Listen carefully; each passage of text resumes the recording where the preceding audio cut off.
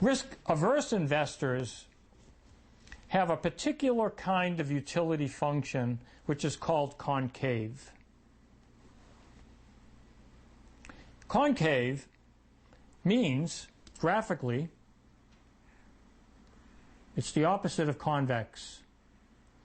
Concave means that the graph of the function is above any secant, a secant being a line segment joining 2 points on the curve.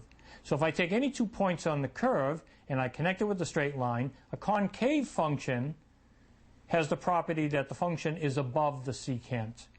You recall convex when we were talking about the earlier module regarding the convexity of the call and put price functions as a function of the strike price.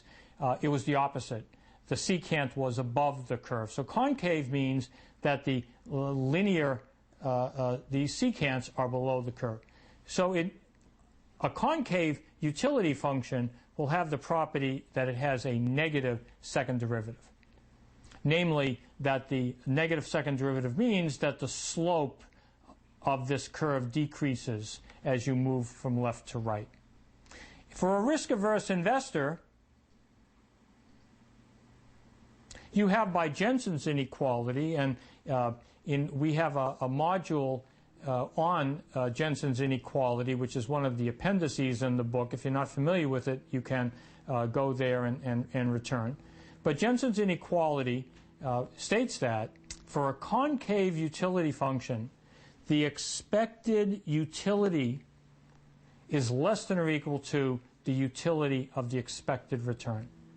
In other words, Jensen's inequality says that if you're calculating the expected value of a function of a random variable, you can bring the expected value inside the function, but you pick up an inequality. If it's concave, you pick up an inequality as I have here. If the function is convex, the inequality goes the other way. So what does this mean? Recall that u of w is an increasing function. And so what I must have is that this left hand is equal to u of w plus, we saw this earlier, CRH. The expected utility of a risky investment is equal to the utility of the risk-free investment. So if this is bigger than that, it must be the case that the expected value of R is bigger than the risk-free rate. In other words, the conclusion one draws from Jensen's inequality is that a risk-averse investor demands a risk premium. They demand a return where the expected return is bigger than the risk-free rate. And that's no surprise as we understand how risk-averse investors think. Now, a risk-neutral investor has a different kind of utility function. In particular, has what's called an affine.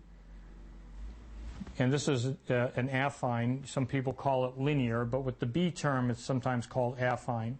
But basically, it's a utility function whose second derivative is identically 0. So that means the utility function has the form AW plus B. For a linear or an affine utility function, the expected utility is in fact the utility of the expected value. There's no difference.